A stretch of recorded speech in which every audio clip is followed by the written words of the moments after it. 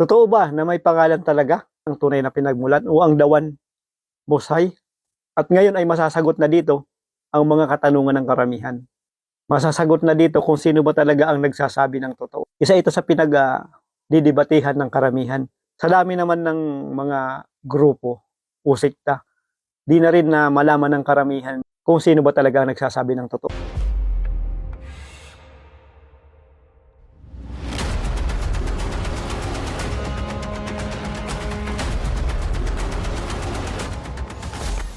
At muli, ako nga pala si Robert. Sino ba talaga ang nagsasabi ng totoo? Kasi matagal na rin itong katanungan. Kasi ang dami nang umaangkin na sila daw yung totoong pangalan. Ito daw ang totoong pangalan dahil sa palumaan na lang ng libro na inilalabas nila na ito ang totoo dahil mas luma ito sa taon. Ang oras ay dalawang klase yan.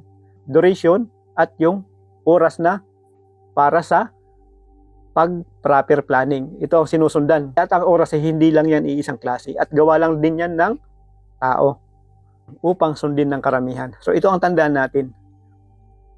Ngayon, paano ba natin ito masisigurado talaga na tama ba o totoo ba talaga? Yung mga sinasabi ko, makiklear natin ang husto. Unang-una ay gawin mo ito sa sarili mo kasi napakahalaga nito. Hindi lang ito sa mga sasabihin ko, hindi lang ito sa mga maririnig mo sa akin, kundi kahit saan mang mga impormasyon ang kailangan mong kuhanan ng katotohanan, ay kailangan mo itong gawin.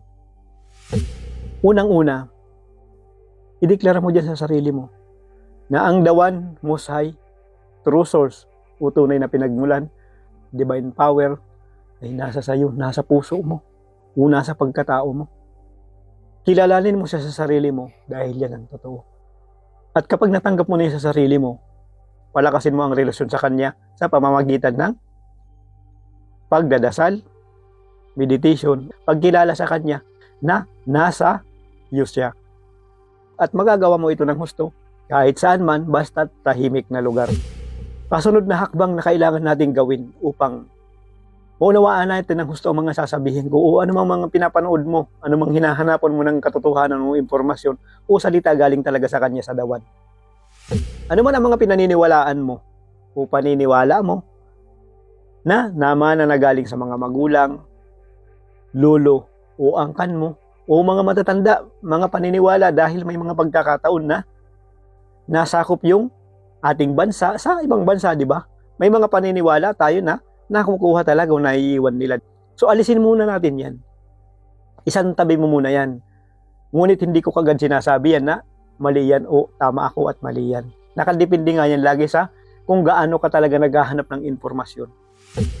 At kapag naisang tabi mo na ang mga paniniwala na yan, doon ka na magkakaroon ng hindi bias na pag-aanalisa.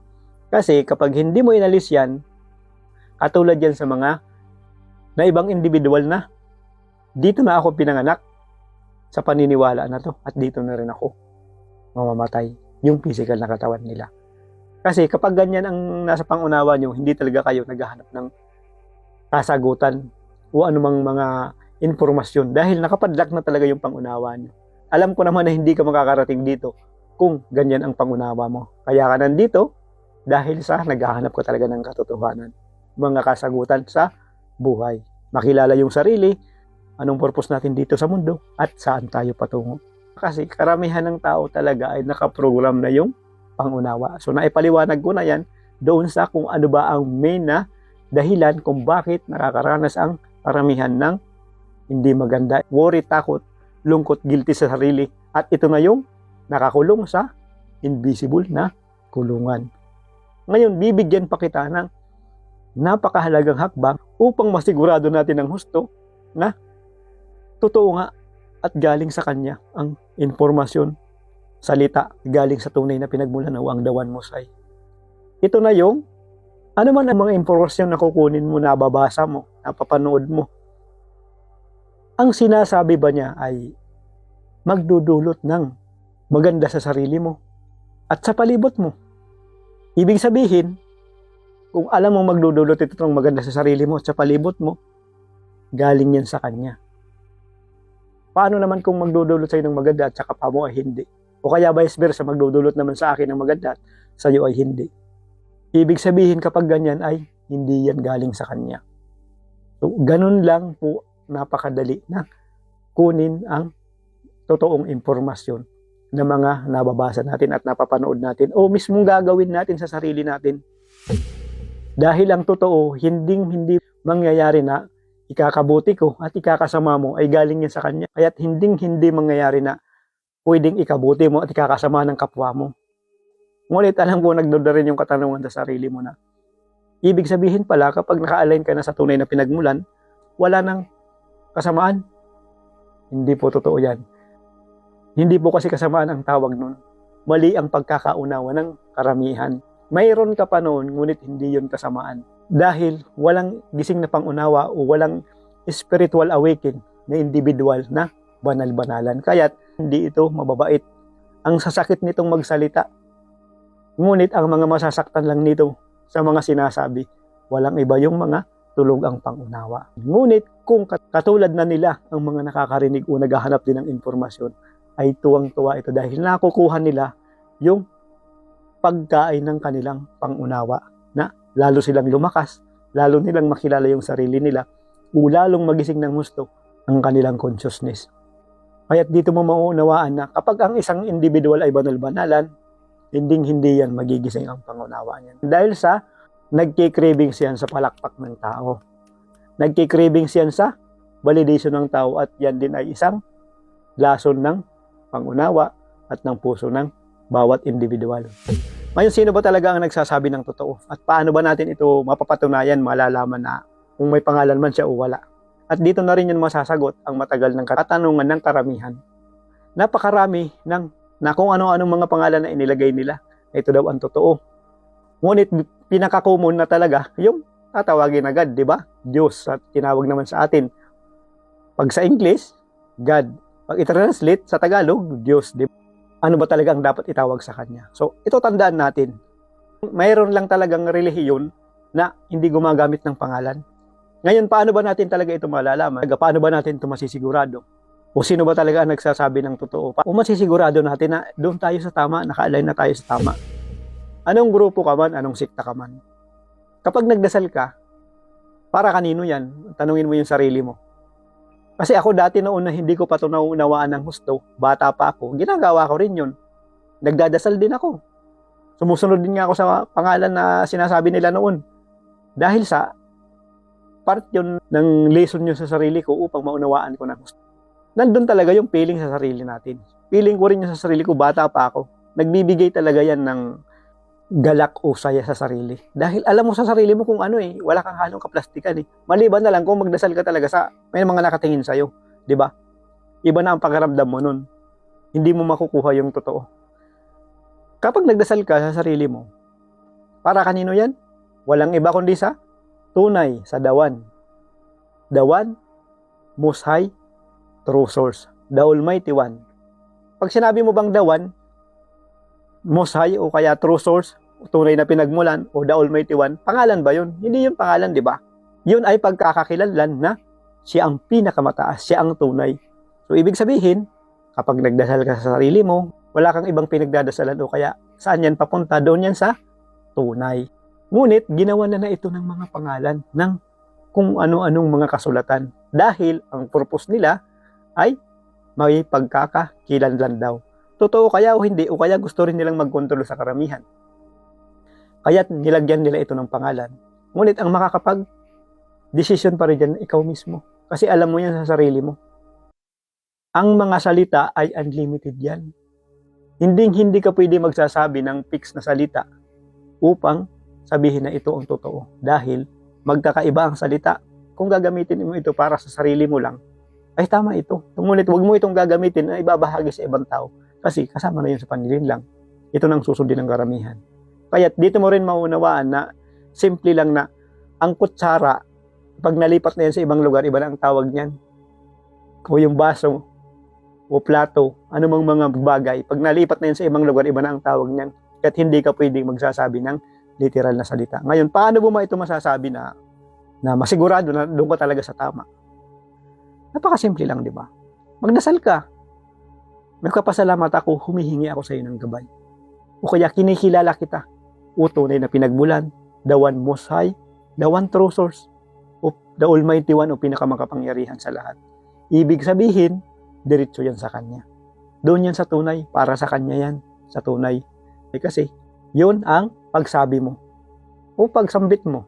Dahil kung gagamit ka ng pangalan ay hindi mo na sigurado yan kung galing na yan sa kung anumang mga kasulatan. Kahit anong tagal pa yan ang kasulatan na yan, gawa pa rin yan ng tao. Kaya't hindi mo masisigurado na yun talagang pangalan niya. Hindi ka nga pwedeng gumamit ng pangalan galing man sa kung anong kasulatan, dahil kapag ginamitan na nila ito ng pangalan, ito na ay panlilin lang. Kukontrolin na yung karamihan. Gawa lang yan ng tao. Dito nyo maunawaan na kung sino man ang grupo na hindi gumagamit ng pangalan, yun ang tama. Yun ang totoo. Pwede kang gumamit ng pangalan para sa'yo. Huwag kang gagamit ng pangalan na ibabahagi mo sa ibang tao. Dahil ang totoo talaga ay nakadepende nga ito sa individual. Dahil nasa sa atin yung kalayaan. Ngunit ang tanong doon, naka-align ka na ba talaga sa tama sa Kanya? Kasi napakaraming individual ang gumagawa nga ng kung ano-anong karakter, kung ano-anong salita upang mag-control din sa karamihan. Manlin lang, mag-control sa karamihan upang gawing alipin, pakinabangan, sunod-sunuran. Ngayon, paano ba malalaman sa isang individual na naka-align na rin siya sa tama? Napakasimple lang. Anong grupo ka man, anong sekta ka man, bilang kasama ka ba dyan, nagiging masaya na ba yung sarili mo, yung buhay mo? O hindi ka na ba nakakaranas ng lungkot, takot, guilty sa sarili? At kapag nangyayari na ito sa'yo, naiiwasan mo na ito, kung nagiging maayos na yung buhay mo, yung sarili mo, ibig sabihin naka-align ka na sa tama. Ngunit kung paulit o nararanasan ito, araw-araw nandun yung takot, worry, guilty sa sarili, ibig sabihin hindi ka pa naka-align sa tama. Ganun lang yan kasimple. Ganun lang po yan kadali. Kung paano mo malalaman sa sarili mo na nasa tunay ka na ba, naka-align ka na sa tunay. Dahil lang totoo, napakaraming individual na sumasama sa kung anumang grupo para sa pansariling interes. Alam mo yan sa sarili mo, marami kang nakikita ng ganyan. O parang ano lang yan, wifi. Doon yung pinaka-main na signal, ay yung the one, true source. At napakaraming mga nagbibigay din ng signal, di ba? Na nagkakaroon na ng password. Ganon na ganon po ang sitwasyon yan. Nandun yung pinaka-main na signal sa the one. Yung iba, gumawa ng koneksyon upang maghati-hati ng signal. Binigyan ng password. Ayun na yung ginawa nila ng pangalan. Ngayon, yung purpose ng gumawa ng password, upang pakinabangan, kontrolin yung mga nakipag-connect doon na kung tutuusin, pwede ka namang dumiretso doon. Kaya't may mga individual na kahit may ginagamit na ibang pangalan, dahil alam nila sa sarili nila na totoo sa kanilang puso at sa pangunawa nila sa sarili nila yung pagkilala talaga doon sa dawan, ay nagiging maayos yung buhay nila. Ganun na ganun po yun. Kaya't dito natin malalaman na laging mapunta sa katotohanan, mapunta sa totoo ang mga pagdadasal mo, pagpapasalamat mo. Huwag kang magsasabit ng pangalan na nanggaling na sa ibang individual. Doon ka mismo sa tunay na katawagan sa Kanya, tunay na pinagmulan ng lahat. Ibig sabihin, kapag ang sinambit mo ay para sa tunay, diretso ka agad sa Kanya. Dadaanan lang yung mga peke. Nakadepende po yan sa individual. Hindi katulad sa iba, di ba? Nakagawa ng kasalanan. Ayun, nagbigay ng pera upang mabawasan daw yung kasalanan. Totoo kaya yun o hindi? Kasi ibig sabihin, yung tunay na pinagmulan ng lahat ay nababayaran. So, doon pa lang sa pangunawa niya nun, doon mo makikita na panlilin lang. Hindi niya kailangan ng pera, ginto, o ano pa man, dahil everywhere siya, kahit saan siya. Mismo dyan sa cellphone na pinapanooran mo, TV na pinapanooran mo, nandyan siya. Sa kinauupan mo, nandyan siya. Nasa kwarto mo, nandyan siya. Sa bahay mo, nandyan siya. Kaya gumalaw ka, kilalanin mo siya na nandyan sa mismo sa sarili mo. Nasa puso mo at nasa pangunawa mo. Kaya ibig sabihin pala na nandyan sa mismo sa sarili mo ay hindi mo kailangan ng ibang individual upang kausapin siya, pasalamatan siya, dahil nandyan sa mismo sa puso mo at sa sarili mo. At nandito lang ako upang ipakilala ko sa sayo. At makilala mo yung sarili mo na ang divine power ay nasa sayo. Ang totoo, ang katotohanan ay nasa sayo. Nasa sarili mo dahil nandyan sa mismo, sa puso mo. Hindi yung sasandal ka sa ibang tao sa mga sinasabi ng ibang tao upang maligtas ka. Dahil ang totoong kaligtasan ay nasa sayo. Dahil nandyan sa mismo sa sarili mo. Ang makakapagpatunay kung sino ba talaga ang nagsasabi ng totoo, walang iba kundi ikaw mismo. Kapag hindi mo siya kinilala sa sarili mo, hindi mo talaga malalaman ang totoo. Magsusunod-sunuran ka sa mga individual na gusto rin mag-control sa karamihan gamit ang gawa-gawang pangalan